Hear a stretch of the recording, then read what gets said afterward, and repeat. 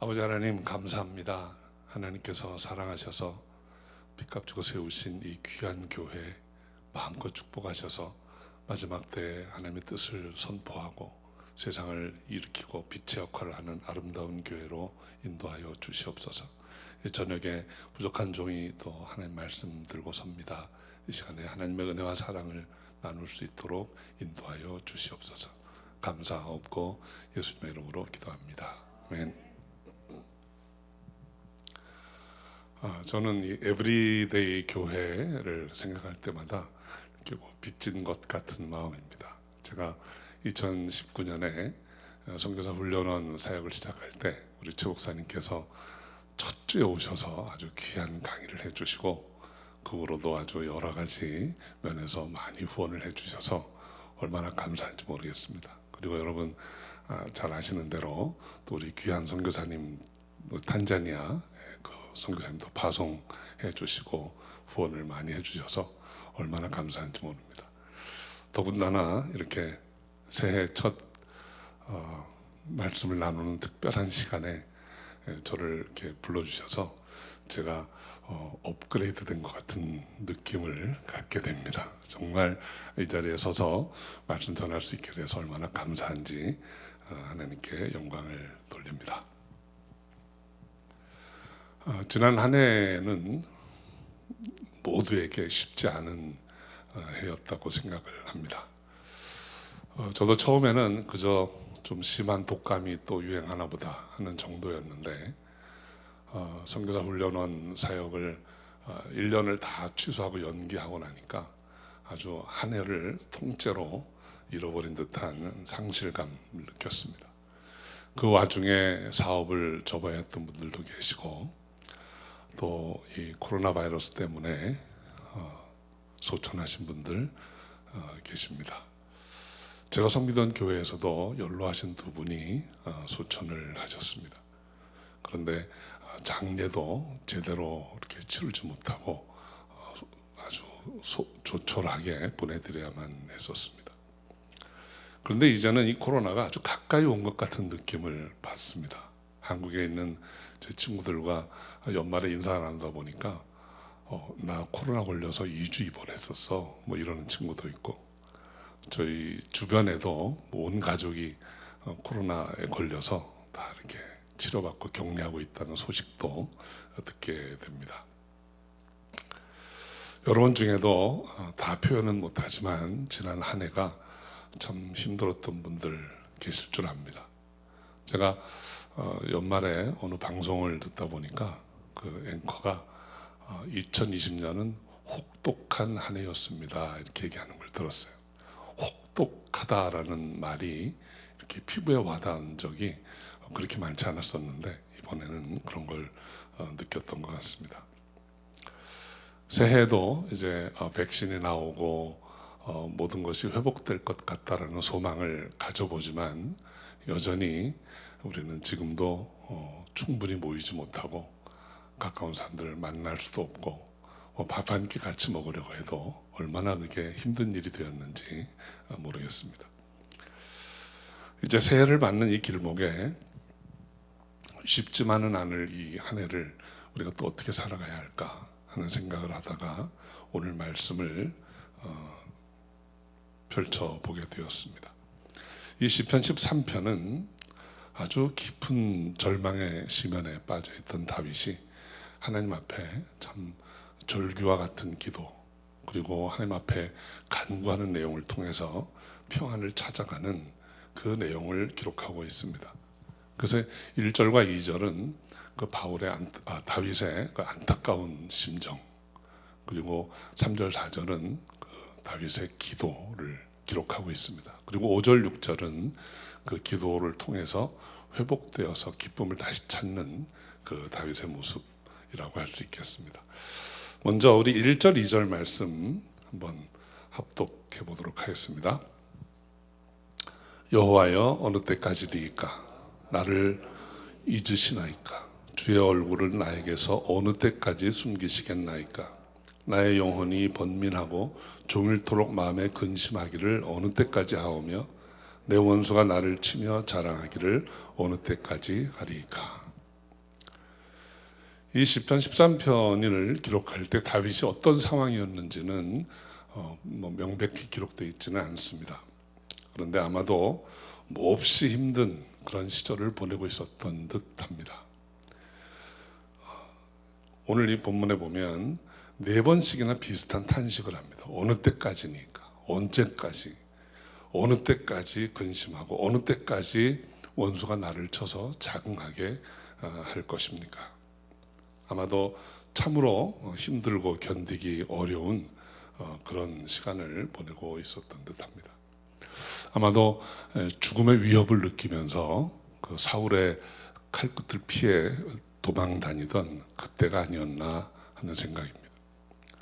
다윗은 아주 여러 번 승리를 경험했던 사람이에요. 골리앗을 물리치고 여러 전쟁에 나가서 아주 혁혁한 공을 세웠던 사람입니다. 그런데 그랬기 때문에 그가 지금 이 어려움을 당하는 것이 누구보다도 더 힘들고 고통스러웠지 않았을까 하는 생각을 해봅니다. 그런데 성경에는 이런 탄식을 하는 사람들의 이야기가 참 많이 기록되어 있습니다. 이 고통스러운 시간, 절망스러운 시간을 보내는 것이 어떤 특별히 불운한 한두 사람의 이야기가 아닌 것 같습니다. 유다 왕국의 거의 마지막 때 선지자였던 그 예레미야가 있는데, 예레미야는 하나님의 뜻을 쫓아서 유다 왕국에 필요한 말씀을 아주 여러 번 끊임없이 전했던 사람이에요. 그런데 사람들은 그의 말을 듣지 않습니다. 오히려 거짓 선지자들의 말에 더 귀를 기울이고 예레미야를 옥에 가두고 죽이려고 했습니다. 위정자로부터 백성들에 이르기까지 예레미야를 환영하고 그의 말에 귀 기울여 준 사람은 거의 없었어요. 한 20여 년을 그렇게 사역한 후에 예레미야는 탄식합니다. 하나님, 언제까지 내가 이거 해야 됩니까? 나 이제 그만하고 싶습니다. 아마도 성경에 나오는 인물 중에 가장 지쳤던 그런 선지자가 아니었을까 합니다. 다윗이 고백한 것처럼 어느 때까지 해야 됩니까? 이렇게 내가 고통스러운 것은 어찌입니까? 이런 간구를 했던 사람이에요. 예수님은 어쩌면 예레미야 같은 고통을 끝까지 경험했던 분이 아닐까 합니다. 자신이 3년여 데리고 다니면서 가르치고 함께 지냈던 제자들이 마지막 순간까지 예수님 살아계신 동안에는 온전히 따르지 않았어요.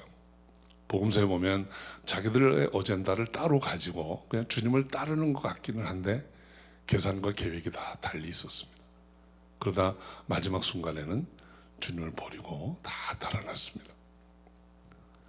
어쩌면 예수님께서 겟세마네에서 마지막 고통스럽게 드렸던 그 기도는 단순히 십자가를 지고 죽는 것에 대한 두려움이 아니라 그 제자들의 배반하는 모습을 목격해야 하고 또 세상 죄 때문에 결국 하나님께 외면당하는 그 철저한 버려짐에 대한 두려움이 아니었을까 합니다. 그래서 하실만 하거든 이 잔을 내게서 옮기소서. 이것은 다윗이 고백했던 어찌미니까 라는 고백과도 같은 뜻이 있지 않았을까 하는 생각을 해봅니다.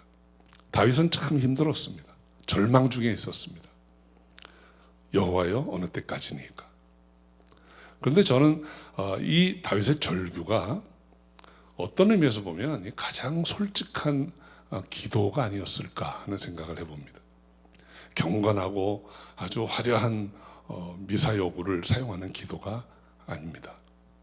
사람들 듣기에 아주 믿음 좋아 보이는 그런 기도가 아닙니다. 하나님 앞에서 아주 솔직한 심정을 토설하는 그런 간절한 기도가 아니었을까 생각합니다. 저는 다윗의 시편을 읽다 보면 어느 시편을 읽으면서는 이건 뭐지? 하는 생각이 들 때가 있었어요. 아주 경건한 기도라기보다는 저주에 가까운 말들이 시편에 나옵니다. 그 악인이 칼이 그 마음을 찌르고 그의 팔이 부러지고 대가 끊어지게 하고 자손들이 다 저주받게 해달라. 이런 시편을 읽을 때가 있습니다. 이것은 우리에게 익숙한 기도가 아닙니다. 그런데 신실하신 하나님께서는 이런 다윗의 기도를 들으신 것 같아요. 다윗이 그렇게 기도하고 울부짖는다고 해서 어떻게 이럴 수가 있는가 하지 않으신 것 같습니다. 다윗은 내 마음에 합한 종이라. 저는 우리가 기도할 때 신실하고 진실한 기도를 해야 된다고 생각합니다. 어떤 때는 기도가 안 나올 때도 있어요. 힘들어요, 주님. 죽을 것 같아요. 이런 아주 외마디 절규 같은 것이 열마디 백마디의 아주 신학적이고 신앙 좋은 사람의 기도, 그런 것보다 더 하나님이 들으시지 않을까 하는 생각도 해봅니다. 성경에 나오는 많은 위인들이 그런 부르짖는 고백을 많이 했어요.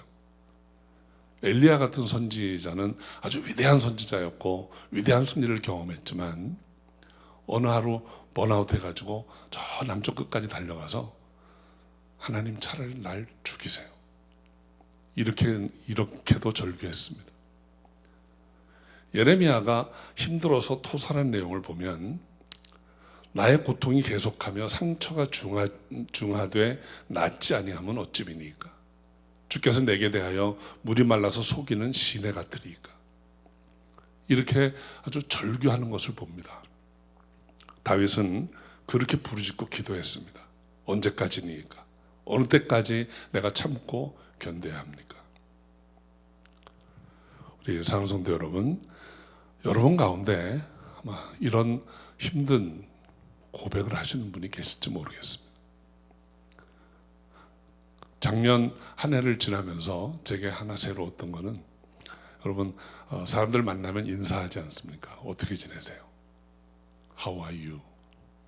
근데 그 의례적인 질문에 잘 지냅니다. I'm fine. 이렇게 했었는데 작년엔 그 질문이 쉽지 않았습니다. 어떻게 지내세요? 하면 I'm not fine. 근데 언제까지 이럴지 모르겠어요. 이게 언제 끝날지 모르겠어요. 이 다윗이 고백한 것처럼 어찌미니까. 이런 고백을 하시는 분들이 꽤 있었습니다. 그런데 우리 사랑성도 여러분, 우리가 힘들 때 힘들지 않은 척할 필요는 없습니다. 다윗 같은 분도 힘들어요. 하나님 죽겠어요. 못 살겠어요. 언제까지 이렇게 해야 됩니까? 이렇게 토설했습니다. 이런 기도의 단계가 지나고 나면 우리가 정말 무엇을 구해야 할지 하나님께서 가르쳐 주십니다. 오늘 이 3절 4절은 그 고통의 시간을 지나고 나서 다윗이 하나님 앞에 간절히 기도하는 내용이 나옵니다. 우리 3절 4절 말씀 한번 읽어보겠습니다. 여호와 내 하나님이여 나를 생각하사 응답하시고 나의 눈을 밝히소서. 두렵건대 내가 사망의 잠을 잘까 하오며 두렵건대 나의 원수가 이르기를 내가 그를 이겼다 할까 하오며 내가 흔들릴 때 나의 대적들이 기뻐할까 하나이다. 다윗은 그 절망 가운데서 종일토록 근심하고 자기를 친 원수가 자긍하는 것을 보면서 아주 실망스러웠지만 고통스러웠지만 하나님께 기도했습니다. 그의 기도는 아주 간명합니다. 나의 눈을 밝히소서. 그 혹독한 어려움 가운데서 다윗이 구한 것은 뜻밖에도 내 원수를 진멸해달라, 이 고통에서 나를 구원해달라, 이런 게 아니었어요. 나의 눈을 밝히소서. 내 눈을 밝혀주어서 이제는 내가 바로 볼 수 있게 해달라고. 그것이 다윗의 기도였습니다. 그리고 오늘 본문에 보면 그 이유를 두 가지로 얘기합니다. 첫 번째는 3절입니다. 두렵건대 내가 사망의 잠을 잘까 하오며. 눈을 밝혀주셔서 내가 사망의 잠에 빠지지 않게 해달라는 것입니다. 여러분, 눈을 밝힌다는 것은 영적 분별이에요. 우리가 현실에서 겪는 이 모든 문제와 고통에 우리가 함몰되어 버리면 우리는 아무것도 보지 못합니다. 마치 사망의 잠에 빠진 자처럼 됩니다. 그냥 무덤 속에 갇힌 자처럼 죽어서 아무것도 느끼지 못하고 보지도 못하고 그냥 캄캄한 현실만을 대면해야 되는 것처럼 그렇게 될 것이라는 두려움입니다. 이 사망의 잠은 바로 우리 영혼이 죽는 거예요. 그러니까 이 영혼의 죽음, 이것이 육신의 죽음보다 훨씬 더 무서운 것입니다. 하나님께서 그 아담에게 선악을 알게 하는 나무의 과실을 먹지 마라 했습니다. 먹는 날엔 죽으리라. 근데 아담 먹었습니다. 그러나 그는 즉시로 육체가 죽은 게 아니고 영혼이 죽었어요. 그래서 성경에 보면 육체의 죽음을 가져오는 자를 두려워하지 말고 영혼의 생명을 쥐고 있는 분을 두려워하라 그랬습니다. 예수님께서도 우리 육신을 죽이는 자 두려워하지 말고 영혼을 죽일 수 있는 하나님을 두려워하라 이렇게 말했던 것이죠. 다윗이 나의 눈을 밝히소서 하고 기도한 것은 내 영혼이 죽지 않고 내가 깨어서 모든 것을 볼 수 있게 해달라고, 분별할 수 있게 해달라고 기도한 것입니다. 우리의 영혼이 깨어 있으려면 우리는 분명한 기준을 갖고 있어야 합니다. 여러분, 우리 인생에 흔들리지 않는 기준이 있는가? 이것이 참으로 중요한 것입니다.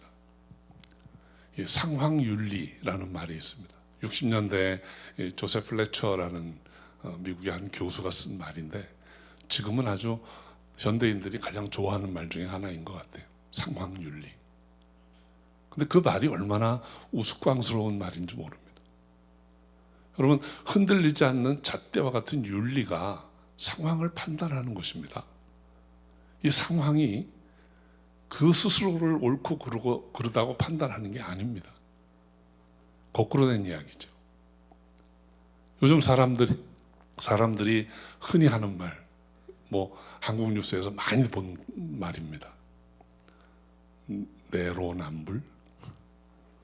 내가 하면 로맨스고 남이 하면 불륜이다. 그러다가 이제는 또 사자성어 하나 또 나왔다고 합니다. 아시타비. 나는 옳고 상대는 틀렸다. 기준이 없으면 이런 세상이 되고 마는 것입니다. 기준 자체가 무너져 버리는 거죠. 성도 여러분, 우리가 어디 길을 가려고 할 때 방향을 똑바로 잡으려면 움직이지 않는 별을 보고 가야 됩니다. 빙빙 돌아가는 별자리를 보고 동서남북은 분간할 수가 없는 것이죠. 흔들리지 않는 별을 볼 때 우리는 비록 잘못된 길을 가다가도 하늘을 보고 똑바른 방향을 찾아갈 수 있는 것입니다. 우리 삶에서의 성공과 실패의 기준도 그렇습니다. 언제나 흔들리지 않는 진리, 그 불변의 기준이 있느냐 하는 것이 중요한 것입니다. 그 기준이 없으면 잘못 가도 멀리 가도 돌아올 방도가 없는 것이죠. 우리 삶에서 참으로 중요한 기준이 무엇일까요? 하나님 말씀입니다. 10계명은 하라 하지 마라의 리스트가 아닙니다. 그건 하나님의 기준이에요. 이렇게 살아라 하는 기준입니다. 디모데전서에 보면 성경은 교훈과 책망과 바르게 함과 의로 교육하기에 유익하다 그랬습니다. 모든 것의 기준이라는 거예요. 이 기준이 우리에게 있는가 하는 것입니다. 이 기준이 있는 사람과 없는 사람의 삶의 퀄리티는 전혀 다릅니다. 오래전에 미드웨이라는 영화를 봤습니다. 2차 대전 때 미국이 아주 일본과의 전쟁에서 승기를 잡게 되는 그 계기가 바로 이 미드웨이 해전이었습니다. 미국이 아주 여러 가지 열세에도 불구하고 일본의 그 태평양 함대를 격파하는 아주 재미있는 아주 스릴 넘치는 그런 영화였습니다. 근데 저는 그 영화를 보면서 그 항공모함과 그 항공모함에서 뜨는 전투기를 생각해 봤어요. 제가 참 인상이 오래 남는 장면이 이제 미국 해군의 전투기들이 일본 항공모함을 다 파괴합니다. 근데 일본의 전투기 한 대가 이제 작전 나갔다가 돌아오는데 항공모함이 불타고 있는 걸 보는 거예요. 그 일본군 병사의 얼굴이 아주 뭐라고 표현할 수 없이 비통하다고 해야 되는 건지 절망이라고 해야 되는 건지, 이제 기름은 다 떨어졌는데 자기가 앉을 항공모함이 없는 거예요. 저는 우리 삶이 바로 이런 것이 아닌가 합니다.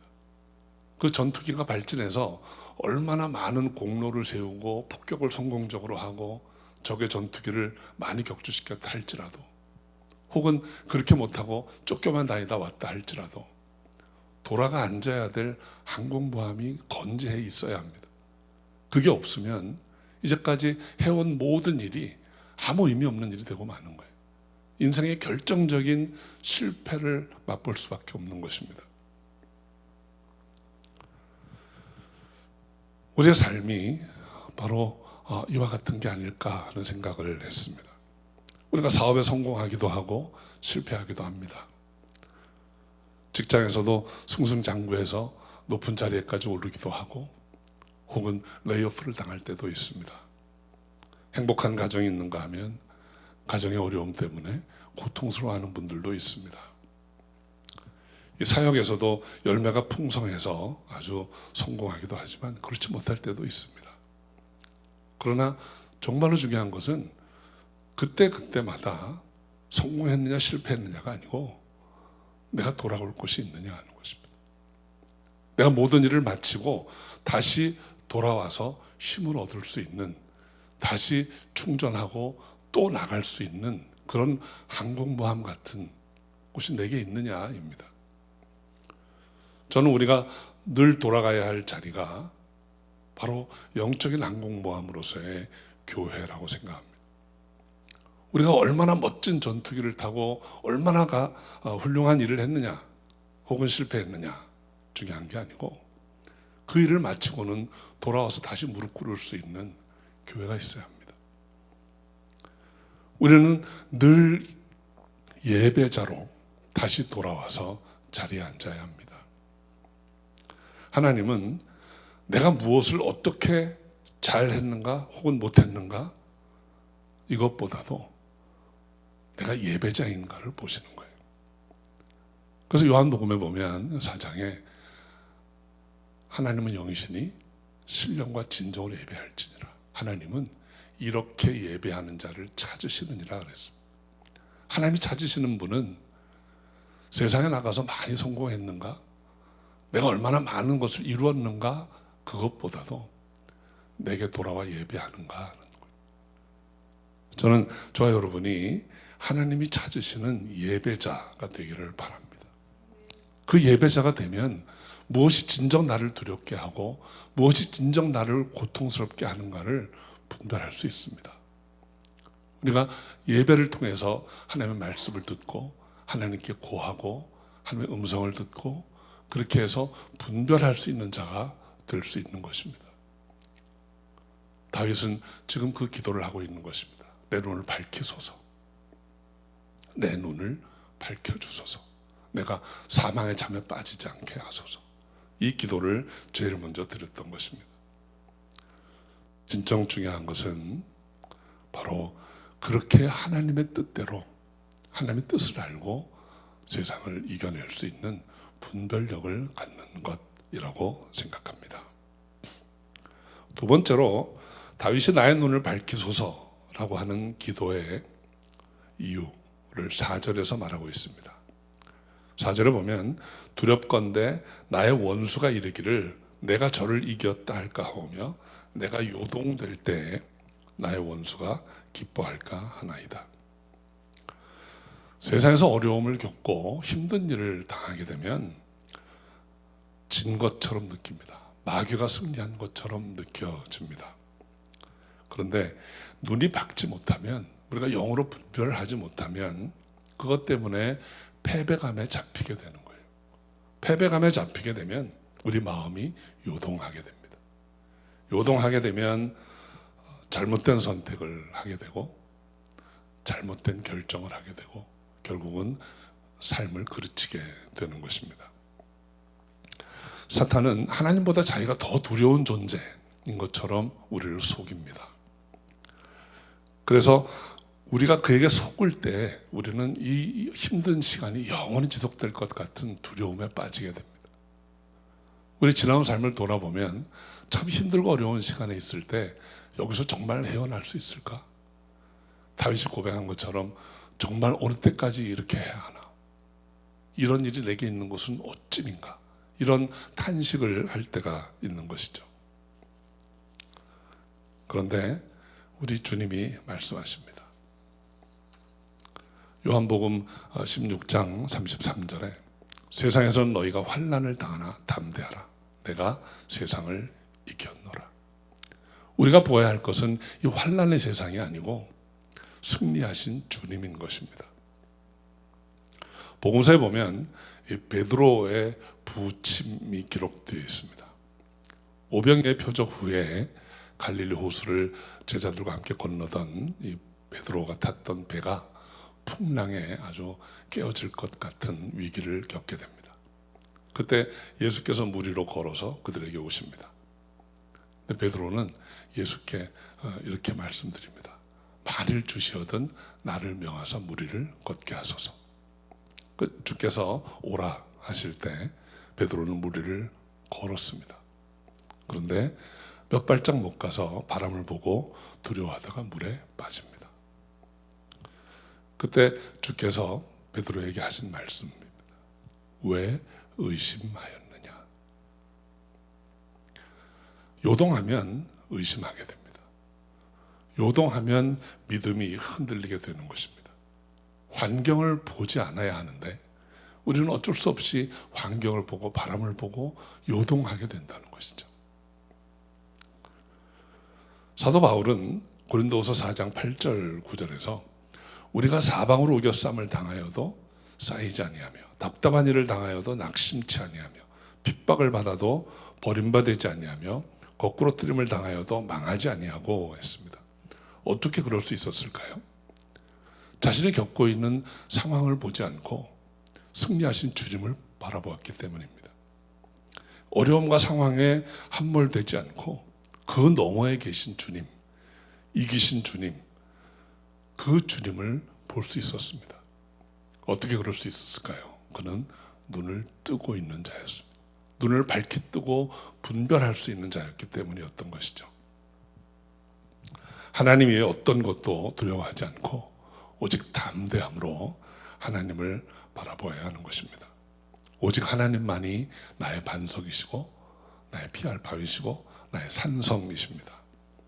이 사실을 잊지 않고 그분의 팔에 안겨서 요동치 않는 믿음을 다 가질 수 있기를 주의 이름으로 축원합니다. 저는 IBM이라는 회사에서 이제 IT 컨설팅을 하면서 잘 지내고 있었습니다. 그러던 중에 아내의 고주로 1992년 가을에 트레스티아스를 참여하게 됐습니다. 그때 은혜를 받고 한 1년은 그냥 울고 다녔던 것 같아요. 팀 멤버로 다니다가 그러다 한 1년쯤 후에 이제 목사님께서 말씀하셔서 한국에 선교 센터를 셋업을 하고 이제 디렉터로 열심히 섬겼습니다. 그런데 한 1년쯤 지났을 때 주님의 부르심이 너무 강했어요. 그래서 이제 정들었던 직장을 이제 떠나서 이제 95년 1월에 미국으로 신학 공부를 하러 왔습니다. 이게 너무 빨리 진행이 돼가지고 정신이 없었던 것 같아요. 뭐 계산도 잘 못 해봤던 것 같습니다. 아마 저희 아내도 그냥 믿음 좋은, 그전에는 완전 썬데이 크리스찬이었는데 좀 믿음 좋은 신실한 사람이 되기를 바랬지 뭐 주의 종이 되기까지 바랬던 건 아닌 것 같습니다. 근데 아무튼 이곳에 와서 공부를 시작했습니다. 제가 공부하던 중에 첫 학기 중간쯤 됐던 어느 날에 이제 차가 온 가족이 한 대밖에 없었으니까 제가 이제 공부를 수업을 마치면 아내가 와서 픽업을 해줘야 됩니다. 그래서 학교 벤치에 앉아서 기다리고 있는데 문득 한 가지 생각이 딱 지나갔어요. 내가 지금 뭐 하고 있는 거지? 내가 나이 40에 이거 공부 시작해가지고 뭐 하겠다는 거지? 이거 졸업하면 뭘 하지? 그런 생각이 갑자기 이렇게 막 비수처럼 스쳐 지나갔어요. 그러고 나서 한 며칠 그 혼란한 마음으로 지냈던 것 같아요. 내가 잘한 건가? 내가 정말 주의 음성을 들은 게 맞아? 이렇게 하면서 지냈던 것 같습니다. 그러던 어느 날에 집으로 조그만 우편물이 하나 왔어요. 근데 발신자가 CCC입니다. 저는 CCC하고 아무 관계없이 살았던 사람인데 뭐 어떻게 알았는지, 뭐 학교에서 주소를 받았는지 아무튼 왔어요. 근데 그 안에 보니까 카세트 테이프가 하나 있었습니다. 근데 이제 차에 학교 가면서 차에 그 카세트 테이프를 넣고 틀어보니까 첫 곡이 God is so good 이라는 찬양이었어요. 좋으신 하나님. 빌 브라이트 목사님이 그 말씀을 곁들여서 찬양을 소개하고 인도하는 그런 테이프였습니다. 근데 지금도 기억나는 것이 그 God is so good 찬양 중에 이렇게 멘트를 하세요. Personalize it. 그러니까 좋으신 하나님이라는 그 고백을 내 마음을 좀 새겨라. 내 것으로 만들어라. 이런 멘트였던 것 같아요. 아무튼 저는 그 테이프를 거의 1년 내내 듣고 다닌 것 같습니다. 근데 어느 순간에 그 찬양을 듣던 그 어느 순간에 God is so good 하는 찬양이 퍼스널라이즈 된 것 같아요. 그 목사님이 그 찬양 가사를 이렇게 바꿔 부릅니다. You are so good. You are so good to me. 그 좋으신 하나님이 내 하나님이라는 것을 잊고 있었던 것 같아요. 제가 스트레스를 경험하고 한 3년여 짧은 세월을 정말 무리를 걷는 것처럼 살았습니다. 그런데 어느 날 바람을 보고 확 물에 빠졌던 것 같아요. 베드로처럼. 그런데 하나님은 좋으신 하나님이라는 그 고백이 다시 한번 제 안에 들어오면서 저를 회복시켜 주었다고 생각합니다. 그 고백이 터져 나온 그 순간에 이제 다시는 의심하지 않고 요동하지 않는 그런 삶을 살 수 있게 되었습니다. 우리 사랑성도 여러분, 가장 귀한 기도의 응답은 모든 일이 막 꼬였던 일들이 해결되는 것, 혹은 모든 고통 가운데 내가 회복되어서 고통이 사라지는 것, 그런 것보다도 정말 귀한 기도 응답은 하나님께서 우리의 눈을 밝혀주시는 것입니다. 우리의 영이 깨어나서 이 혹독한 현실 가운데서도 영적인 깨어남으로 사리를 분별할 수 있게 되는 것, 이것이 진정한 응답이라고 생각합니다. 말씀을 기준으로 다시 한번 일어나고 회개하고 예배자로서의 위치를 깨닫고 하나님 앞에 무릎 꿇을 수 있다면, 그렇게 해서 현실을 보고 요동하지 않고 굳건하게 설 수 있다면 우리는 하나님이 가장 기뻐하시는 기도를 드리고 하나님께 응답받는 삶을 살아갈 수 있는 것입니다. 저는 저와 여러분이 이렇게 기도하고 이렇게 응답받아서 기쁨을 회복할 수 있기를 주 여러분으로 축원합니다. 이제 5절 6절은 하나님께서 눈을 밝혀주신 결과입니다. 다윗은 하나님을 신뢰하고 이제 느끼는 기쁨을 찬양하고 노래합니다. 5절 6절 말씀 읽어보겠습니다. 나는 오직 주의 사랑을 의지하였사오니 나의 마음은 주의 구원을 기뻐하리이다. 내가 여호와를 찬송하리니 이는 주께서 내게 은덕을 베푸심이로다. 5절에 보면 주의 인자하심을 의뢰하였사오니 합니다. 인자하신 하나님을 신뢰한다는 이야기입니다. 가끔 사람들의 이야기를 들어보면 요즘은 뭐 아주 주식이 엄청나게 올라서 아주 자신 있어 하는 이야기를 들었습니다. 어떤 주식은 자기가 살 때보다 8배가 올랐다고 하고. 그런데 여러분, 그런 주식을 많이 가지고 있는 것 우리가 의지할 수 있는 게 아닙니다. 종합검사 받아서 이제는 건강, 정상 이거 성적표 받았다고 안심할 일도 아닙니다. 노인들 표현에 의하면 생떼 같은 자식 있다고 해서 의지할 수 있는 것도 아닙니다. 오직 우리가 신뢰할 수 있는 것은 하나님 한 분뿐입니다. 우리에게 생명 주시고 우리 삶을 주관하시고 우리 인도하시는 하나님 뿐입니다. 우리가 힘들고 어려운 일을 경험할 때 이 하나님 앞에 나아가지 못하면 우리는 계속 반복되는 두려움에 빠질 수밖에 없는 거죠. 하나님 눈을 밝혀주시면 이 하나님을 돌아볼 수 있습니다. 다시 하나님께로 향할 수 있는 것입니다. 세상에 대한 두려움에서 벗어나서 하나님 주시는 평강 안에 거할 때 우리는 고통의 늪에서 빠져나올 수 있습니다. 오직 주의 인자하심을 의뢰함으로 하나님의 도우심의 손길을 구하는 저 여러분 되시기를 주 이름으로 축원합니다. 늘 주일 오전에 일부 예배만 드리고 조용히 돌아가는 자매가 있었습니다. 말을 걸어도 그냥 미소만 보일 뿐 대꾸가 없어요. 신방을 좀 하려고 하면 아직 괜찮습니다 하고 돌아갑니다. 사람들과도 어울리지도 않았습니다. 그런데 얼굴은 늘 어두웠어요. 무슨 사정이 있겠지. 그래도 예배 빠지지 않고 나오니까 괜찮겠다 그러면서 한 6개월 이상을 지냈던 것 같아요. 근데 어느 수요 예배 시간에 이분이 펑펑 우는 거예요. 처음엔 좀 의아했었습니다. 왜 울까?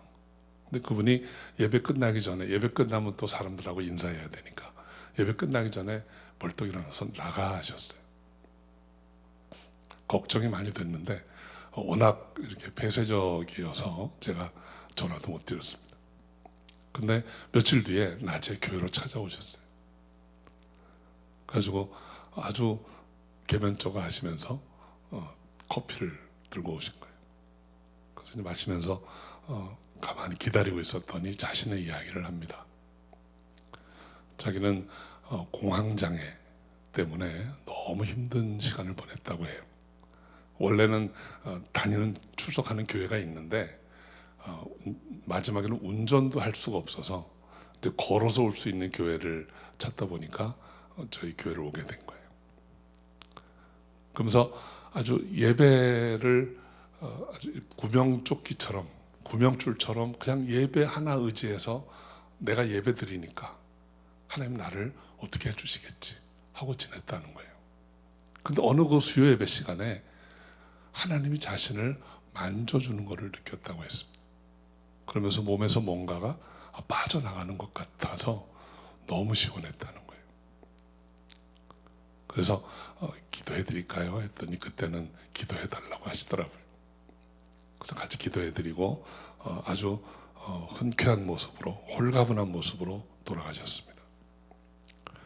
저는 그날 정확하게 어떤 말씀이 그분에게 와닿았는지 모릅니다. 물어보지도 않았고 그분도 말씀 안 하셨어요.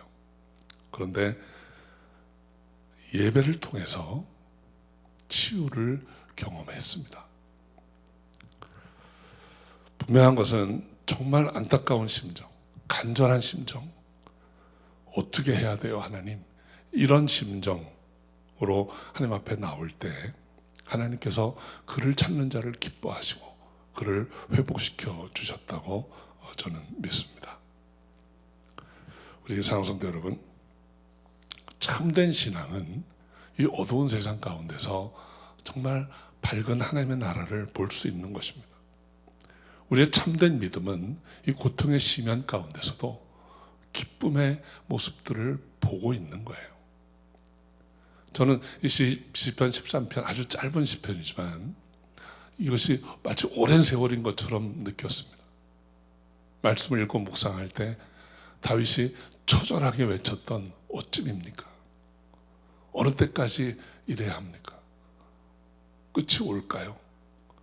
이런 절규를 하나님이 들으셨습니다. 여러분, 우리가 하나님 앞에 간절히 기도하면 하나님이 우리 기도를 만들어 주신다고 생각해요. 이제는 이걸 구해봐라. 다윗은 이제 하나님 앞에 간구합니다. 나의 눈을 밝혀주소서. 그래서 하나님 눈을 밝혀주시니까 이제는 요동치 않게 된 것입니다. 이제는 내 인생이 내 힘으로 하는 게 아니고, 내가 나가서 지고 환경 때문에 무너지고 넘어졌어도 이게 끝이 아니구나. 이제는 내가 하나님의 인자를 바라고 인자하신 하나님을 의뢰할 수 있겠습니다. 나의 구원의 하나님을 기뻐하겠습니다. 이런 고백을 드릴 수 있었던 것이죠. 하나님께서 저와 여러분의 영의 눈을 떠서 밝히 보게 하시기를 소망합니다. 우리가 지난 한 해 어떤 터널을 지나왔다 할지라도 지금 당장 해가 바뀌었다고 해서 모든 것이 다 회복되지는 않았지만 이 한 해의 앞을 바라보면서 눈을 밝게 뜰 수 있는 저와 여러분 되시기를 바랍니다. 정말 감사한 것은 우리에게 어떤 항공모함보다도 튼튼한 우리 교회가 있다는 거예요. 여러분이 나가셔서 승리할 때도 있고 패배할 때도 있습니다. 실수할 때도 있고 다시 회복되기도 합니다. 그러나 그 때마다 돌아오셔서 이 자리에 하나님 앞에 서시기 바랍니다. 하나님이 그렇게 찾으시는 예배자로 하나님 앞에 설 수 있기를 바랍니다. 그렇게 하면 우리의 삶은 뒤로 후퇴하지 않습니다. 2021년 한 해에도 영의 눈을 밝히 떠서 볼 수 있는, 그래서 우리 마음이 요동치 아니하고 하나님의 말씀을 기준으로 예배 드리면서 주님께 더 나아가는 저 여러분 되시기 바랍니다. 그렇게 해서 2021년 한 해가 아주 풍성한 삶을 누리는 복된 한 해가 다 되시기를 주 이름으로 축원합니다. 기도하겠습니다. 아버지 하나님, 우리 모두에게 힘들었던 시간이지만 이제 2021년을 바라보며 우리의 눈을 떠 하나님의 역사를 보게 하시고 환경을 보지 않고 세상을 이겨내는 능력의 사람 다 되게 하여 주옵소서. 예배자로 서기 원합니다. 말씀 붙들고 분명한 기준을 갖고 나가기 원합니다. 그래서 하나님이 기뻐하시는 삶, 하나님 축복하시는 우리 모두가 될 수 있도록 인도하여 주옵소서. 함께 하실 줄 믿사옵고 예수님의 이름으로 기도합니다. 아멘.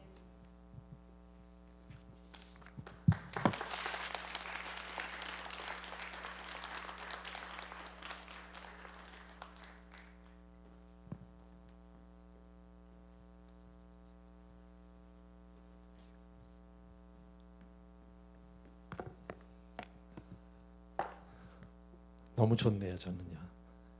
너무 행복합니다. 우리 주신 말씀을 기억하시면서 혹시 우리 자매님, 나는 하나님을 예배하는 예배자입니다. 혹시 반주가 될까? 안 되면은 무반주로 할 수 있어.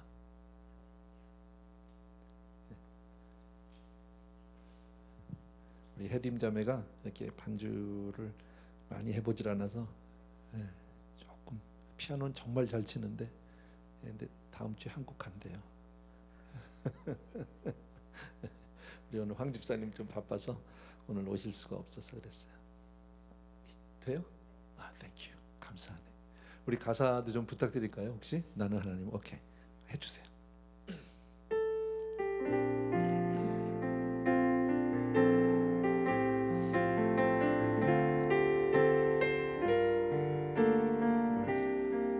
우리 같이 드립시다. 나는 하나님을 예배하는, 나는 하나님을 예배하는 예배자입니다.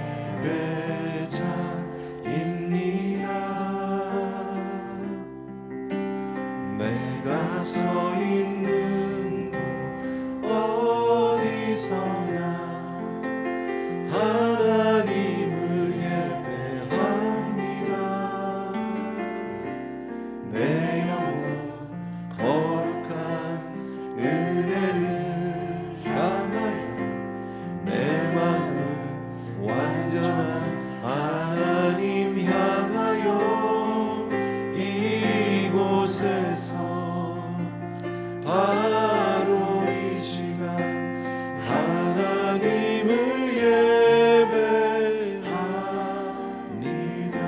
한번 합시다. 우리 처음부터 나는 하나님을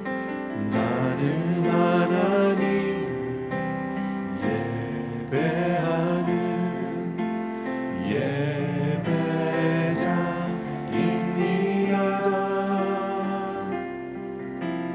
내가 서 있는 곳 어디서나 하나님을 예배합니다.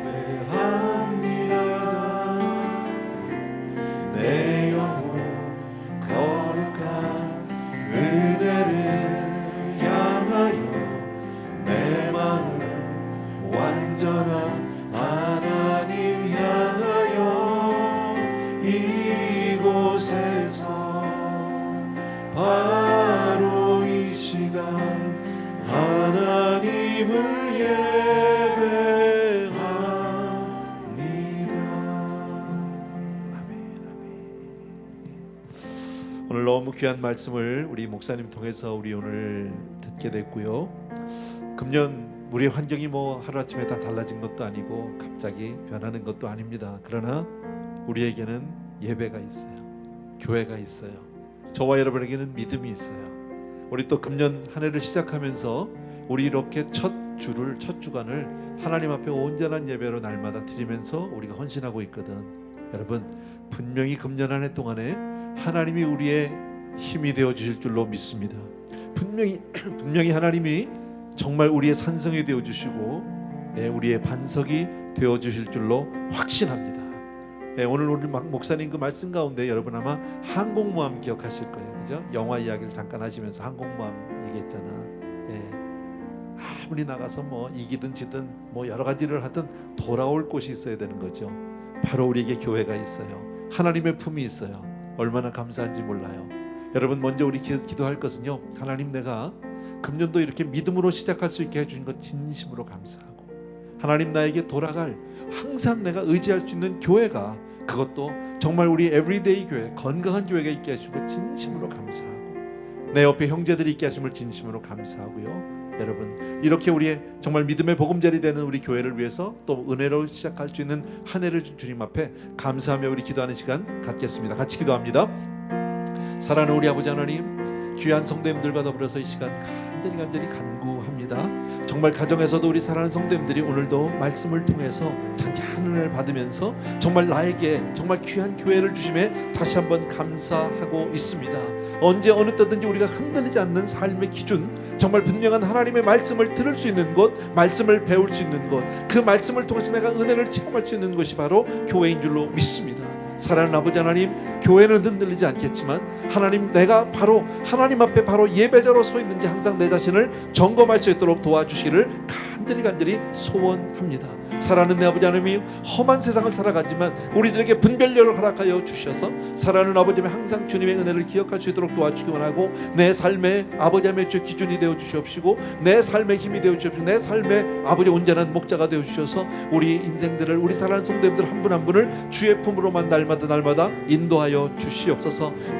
그렇게 하기 위해서 우리가 이 밤에도 모였고, 그렇게 이 금년의 이번 한 주간을 하나님 앞에 그렇게 예배로 시작합니다. 사랑하는 아버지, 예배드리고 시작하는 한 해 분명히 다른 줄로 믿습니다. 어려운 시절입니다. 마음껏 우리가 자유롭게 정말 모일 수 없고 찬양할 수 없고 마음껏 부르짖어 기도할 수 없는 이 시기, 정말 이런 시절이지만, 그러나 주님, 우리의 가슴만은 그 어느 때보다도 간절하게 해주시기 원하고, 어느 때보다도 하나님 한 분만을 절렬히 정말 메어달려 그렇게 주님의 품에 메어달리는 우리가 되시도록 도와주시기를 간절히 소원합니다. 사랑하는 아버지 하나님, 어떤 형편에서도 우리 사랑하는 성도님들이 흔들리지 않게 도와주시기를 원합니다. 정말 몸된 교회가 이 일을 정말 구원의 반석과 같이, 구원의 방주와 같이 그렇게 잘 감당할 수 있도록 하나님 날마다 은혜를 허락하여 주시옵소서. 우리 사랑하는 성도님들이 바깥에서 승리를 했든지 패배를 했든지 성공을 했든지 실패를 했든지 관계없이 하나님 몸된 교회로 돌아올 때는 안아줄 수 있는 교회가 되게 도와주시기 원하고, 우리 성도님들을 위로할 수 있는 교회가 될 수 있도록 도와주시기 원하고, 우리 성도님들에게 다시 한번 힘과 용기를 불어넣어줄 수 있는 교회가 될 수 있도록 도와주시기 원하고, 아버지 하나님, 늘 주님 앞에 찬양하며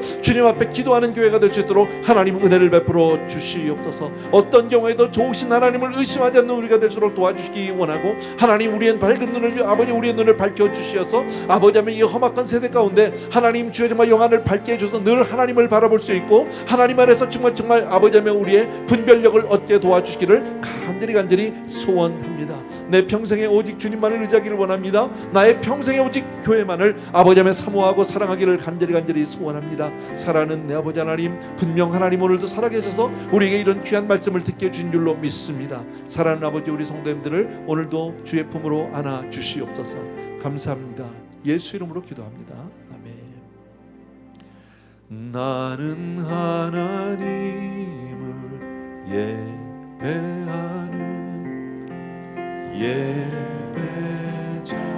예배자입니다. 내가 서 있는 곳 어디서나 하나님을 예배합니다.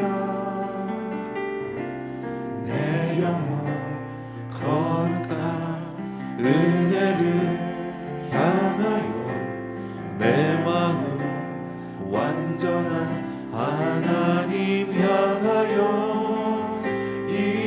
이곳에서 바로 이 시간 하나님을 예배합니다. 아멘. 항상 예배하는 귀한 성도들 되기를 축원합니다. 우리 방금 드렸던 찬양 전에도 한번 소개해드렸는데요. 이 찬양의 그 하나하나의 가사말은 바로 우리 에브리데이 교회에서 쓰여진 곡입니다. 저는 사실 이 곡을 쓰신 그 사모님을 알지 못합니다. 젊은 사모님인데 우리 교회를 한 1년 정도 아마 그 정도 섬기신 것 같아요. 아마 등록을 안 하고 다니셨는지 그건 제가 잘 모르겠는데 남편 목사님이 아마 미국에 와 있는 동안에 우리 교회를 오셨고요. 아기가 있었대요. 근데 늘 이제 아기 방에 아기를 맡기면 되는데 왜 못 맡겼는지 그건 모르겠어요. 아마 엄마가 마음이 안 놓였는지 아기가 엄마를 안 떨어지려고 그런지 잘 몰라서 어쨌든 그렇게 해서 늘 아기를 보느라고 예배를 제대로 못 드린 거예요. 그 예배에 대한 그 목마름이 있는 거죠. 그러다가 어느 날 남편 목사님이 대신 아기를 봐주고 본인은 이제 본당에 들어왔다는 거예요. 그래서 이제 오늘은 내가 마음껏 예배를 드리겠구나 사모해서 그렇게 이제 예배 자리에 앉아 있는데요. 불과 얼마 되지 않아서 아이가 너무 우는데 남편 목사님이 감당이 안 돼 가지고 사모님을 불러냈대요. 사모님이 나가면서 아기 때문에 가긴 가면서 너무 화가 난 속이 상하고 하나님 나 예배 한번 드리고 싶은데 안 된다고 막 그러고 나가는데 그리고 집에 돌아가서 이 가사말이 생각이 났대요. 내가 서 있는 곳 그 어디서나. 나중에 이런 그 비하인드 스토리를 들은 거 내가 작년인가 그래요. 뭐 페이스북에 이런 내용을 그 사모님이 써놓으셨다고 그래서 제가 읽은 적이 있어요. 난 사실 그분하고 얼굴은 몰라요. 근데 우리 교회에서 그런 일이 있었다는 거죠. 여러분 뭐 교회를 제가 얘기하려는 건 아니고요. 예배 한 번이 우리에게 얼마나 소중한지 몰라요. 여러분도 아마 그런 경험이 다 있을 줄로 믿습니다. 저에게도 있죠. 여러 차례 있죠. 저는 예배하면 늘 생각나는 게 제 아내가 아팠을 때예요. 암 선고를 받고 그날 마침 제가 부목사 시절인데요. 그날 마침 담임 목사님이 안 계셔서 김재문 목사님이 그때 출타 중이시라 제가 설교를 해야 되는 날인데 바로 그날 암 선고를 받았어요. 마음이 참 힘들더라고. 설교 준비도 잘 안 됐고 그냥 맨 앞자리에 앉아서 찬양팀 나와서 찬양하고 하는데요. 앉아 있는데요. 찬양팀이 찬양을 부르는 찬양곡마다 가사 절절히 다 내 거야. 다 내 얘기야. 막 눈물이 줄줄줄줄 나오고요. 가슴이 막 벅차오르고 목이 메고 뭐 주체를 못 하겠는 거예요. 근데 이제 그러면서 찬양곡을 한 곡 두 곡 지나가는데 이제 찬양이 끝나면 나는 올라가서 설교를 해야 되는데 설교가 뭐고 못 하겠더라고. 그래서 나중에는요 막 그래서 하나님 나 좀 진정시켜 달라고. 내가 이러면 어떻게 말씀을 전하겠냐고. 내 마음이 이렇게 지금 이렇게 뭐랄까요 막 이렇게 요동을 치는데 하나님 앞에 이렇게 간구했던 기억이 있어요. 그렇게 하고 찬양팀 내려가고요. 그 다음에 제가 올라가서 단에 올라가서 기도하겠습니다 하고 사랑하는 주님 하는데요. 그때 그 경험은 뭐라고 말을 할 수가 없어. 사랑하는 주님하고 기도 말 탁 시작하는데요. 내 가슴이 얼마나 시원한지 몰라요. 그 말할 수 없는 평안이 있어요. 평강이 한순간 임하는 거예요. 난 그래서 예배의 파워를 그때 알았어요. 물론 그 다음에도 여러 차례가 있었지만 그때가 가장 저에게는 아주 커다란 경험이었던 것 같아요. 그 예배의 파워. 여러분, 우리가 정말 간절히 하나님 앞에 나아갈 때요, 하나님은 그 예배를 통해서 우리를 회복시켜 주시는 줄로 믿습니다. 오늘 목사님 말씀을 새롭진 않아요.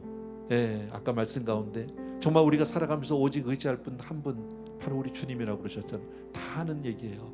근데 사실은 우리가 그렇게 주님을 의지하지 못하고 살 때가 많이 있었어요. 그죠? 주님보다는 나의 그 무언가를 붙들고, 나의 어떤 의지를 붙들고 살기도 하고, 물질을 붙들고 살기도 하고, 자존심을 붙들고 살기도 하고, 배경, 친구, 가족 뭐 등등 있잖아요. 여러분, 어떤 경우에도 힘들지만요, 여러분, 이렇게 어렵지만요, 하나님이 이때 분명히 우리를 부르고 계시거든. 여러분, 이때 우리 잘해야 돼. 이때 조금만 잘하면요, 하나님이 얼마나 기뻐하시는지 몰라. 정말 잘한다, 너 정말 잘하는구나. 놀라운 역사가 분명히 있을 줄로 믿습니다. 저는 그래요. 많은 목사님들이 걱정합니다. 팬데믹이 끝나고 나면 성도님들 다 잊어버릴 것 같다고, 교회로 안 돌아올 것 같다고. 근데 저는 그렇게 생각하지 않아요. 정말 믿음의 사람, 귀한 우리 믿음의 성도님들은요, 예배에 대한 목마름이 있어요. 교회에 대한 그리움이 있어요. 그 교회 한번 오고 싶은 그 교회를 향한 발걸음, 얼마나 흥분되는 발걸음인지 몰라요. 난 그래서 많은 성도님들이 더 많이 몰려올 거라고 생각해요. 더 많은 사람들이 와서 정말 하나님 앞에 온 가슴을 정말 뜨거운 가슴으로 찬양과 기도를 드리게 될 줄로 믿습니다. 여러분, 금년 한 해 동안에 우리는 하나님만 바라보기를 원합니다. 하나님만 의지하게 되기를 원합니다. 여러분, 아무 일을 만나도 예수 의지합니다. 아멘. 한 번만 더 기도합시다. 그런 마음으로, 하나님, 금년 한 해 시작하면서 어떤 일이 내 삶 가운데 있을지 나는 알지 못하지만 어떤 경우에도 내가 주님만 바라보고 주님만 의지하게 하여 주시옵소서. 이 시간에 우리 주여 한번 외치고, 오랜만에 너무 큰 소리는 말고요, 마스크를 쓰셨으니까 또 옆에 사람들한테 부담이 되면 안 되니까요, 가정에서도 한번 우리 주님을, 그러나 가슴으로는 그 어느 때보다도 간절한 마음으로 주님을 한번 부르짖고 기도하겠습니다. 시작. 주여, 할렐루야. 사랑하는 아버지, 이 시간 다시 한번 하나님 귀한 목사님을 통해서 오늘도 우리에게 말씀 허락해 주시니 진심으로 감사합니다. 아버지, 정말 우리가 주님을 잊지 않는 사람들에게 도와주시옵소서. 어느 때든지 주여 정말 주를 향할 수 있도록 도와주시기 원합니다. 내 삶의 자리에서 항상 하나님만을 바랄 수 있는 사람이 되기를 간절히 소원합니다. 세상을 살아가면서 우리가 어떤 일을 만나게 될지, 어떤 일을 경험하게 될지, 어떤 일이 나에게 아버지 닥치게 될지 나는 아무것도 알지 못해도, 그러나 주님, 정말 주님 앞에 우리가 믿음으로 이 시간 또 한번 간절히 간구하는 것은, 금년에 우리가 마음을 정합니다. 오직 하나님 한 분만이 나의 의지가 되기를 원합니다. 아버지 하나님, 주여 정말 어렵고 두려울 때마다 하나님을 더욱 붙들고 하나님을 더욱 의지하고 주께로 더욱 나아가는 우리 사랑하는 성도님들 다 될 수 있도록 도와주시기를 간절히 소원합니다. 아버지, 다윗이 오늘 아버지 말씀을 통해서 정말 고통스러울 때, 정말 힘들고 절망스러울 때 하나님 앞에 그렇게 기도했다고 합니다. 사랑하는 아버지, 어찌 믿습니까? 언제까지 믿습니까? 이렇게 정말 아버지 한탄하면서 탄식하면서 하나님 앞에 매어달렸지만 그가 기도하는 그 기도를 주님 다 응답하여 주셨듯이, 주여 우리 사랑하는 성도님들의 그 답답하고 어려운 그 심정을 주님께서 다 들어주시기 원하고, 주님께서 다 아버지 하나님 응답하여 주시기 원하고, 우리가 다만 하나님 앞에 무릎 꿇지 못함을 용서해 주시기 바라고, 하나님 우리 사랑하는 성도님들과 더불어서 더욱 아버지 하나님께 나아갈 수 있도록, 더욱 하나님을 붙들고 의지할 수 있도록 주여 그렇게 축복하여 주시옵소서. 정말 우리도 다윗처럼 그렇게 내가 여호와를 찬송하리니 이렇게 고백했듯이 우리도 그렇게 찬송할 수 있도록 도와주시기 원하고, 절망 가운데도 하나님 앞에 어떤 이야기라도 내가 입술을 열고 기도할 수 있도록 도와주기를 간절히 소원합니다. 힘들면 힘들다고 하나님께 나아가고, 아프면 아프다고 할 것이고, 아버지 하나님, 주여 정말 가난하면 가난하다고 주님 앞에 매어 달려서도 오직 주님을 찾는 우리 백성들 다 될 수 있도록, 우리 사랑하는 성도님들 될 수 있도록 도와주시기를 간절히 소원합니다. 오직 나의 힘이 되신 여호와여, 내가 주를 사랑하나이다, 이 고백만이 우리의 입에서 나올 수 있도록 주여 도와주시기를 원하고, 사랑하는 성도님들을 축복하여 주시옵소서. 감사를 드립니다.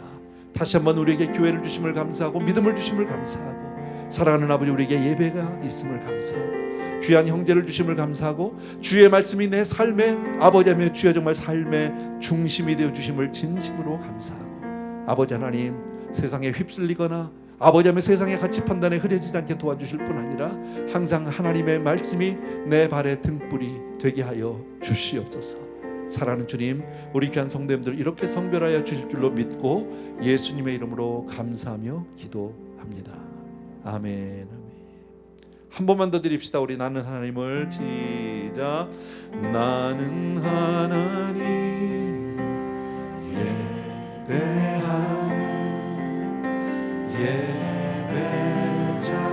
예배자입니다.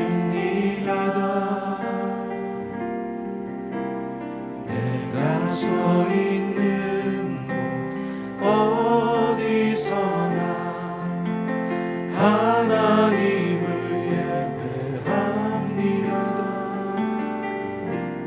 내 영혼 거룩한 은혜를 향하여 내 마음 완전한 하나님 향하여 이곳에서 바로 이 시간 하나님을 예배합니다.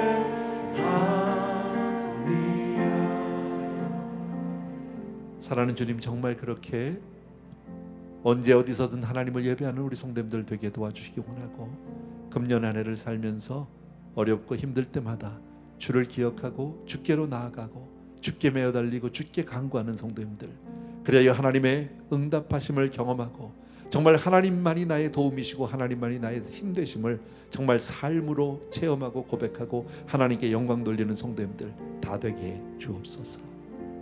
이제는 우리 주 예수 그리스도의 은혜와 하나님 아버지 극진하신 그 사랑하심과 성령님의 오늘도 우리 한 분 한 분이 뜨거운 심령으로 주를 더욱더 사랑하게 해주시는 놀라운 은혜가 이 시간 다시 한번 하나님 앞에 그렇게 마음을 연 귀한 성도님들과 멀리 선교제 계신 귀한 선교사님과 그 형제들 위해 이제로부터 영원토록 함께 계실지어다. 아멘.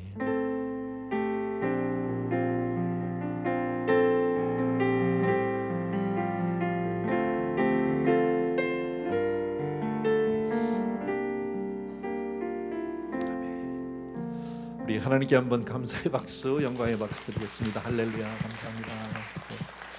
조심히 돌아가시고요. 내일 저녁에 뵙겠습니다. 감사합니다.